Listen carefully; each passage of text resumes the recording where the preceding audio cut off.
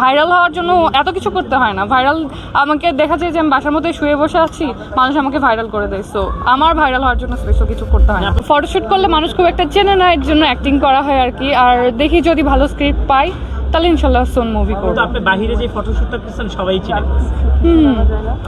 না, দেশে বাইরে যেগুলো ফটোশুট করি সেগুলো তো আমার নিজের পার্সোনাল ছবি, এটা তো কোনো ব্র্যান্ডের সাথে চুক্তিবদ্ধ না। কিন্তু সেই সিনেমা মানে ফটোশুটের চেয়ে সেই ছবিগুলো বেশি ভাইরাল হয় কেন এটা?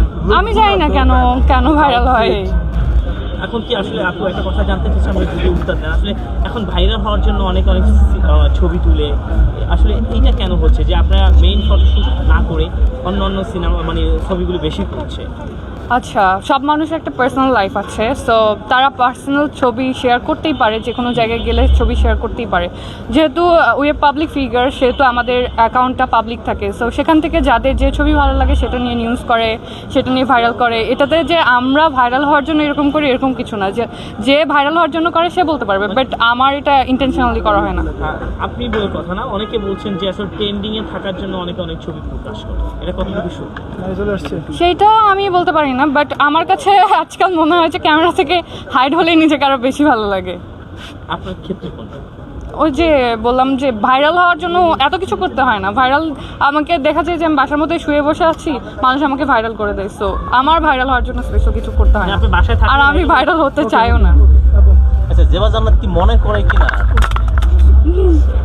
তার যোগ্যতা অনুযায়ী মিডিয়াতে যে পরিমাণ আউটপুট দেওয়ার কথা ছিল, কাজে ডেলিভারি দেওয়ার কথা ছিল, সেই রকম হচ্ছে না?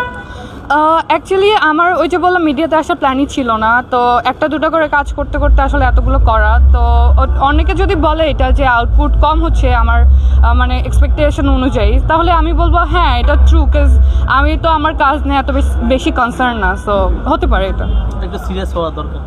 একটু সিরিয়াস হওয়া দরকার। এখন পাবলিক যদি ভাবে যে আমার একটু সিরিয়াস হওয়া দরকার, তাহলে ফিউচারে হবো। এই তো। আচ্ছা, সম্প্রতি একটি কাজ সিয়াম নিদার সাথে আমরা দেখলাম, অনেক ফুটেজ ভাইরাল হচ্ছে, অনেক আলোচনা আছে, এটা সম্পর্কে যদি একটু বলতে।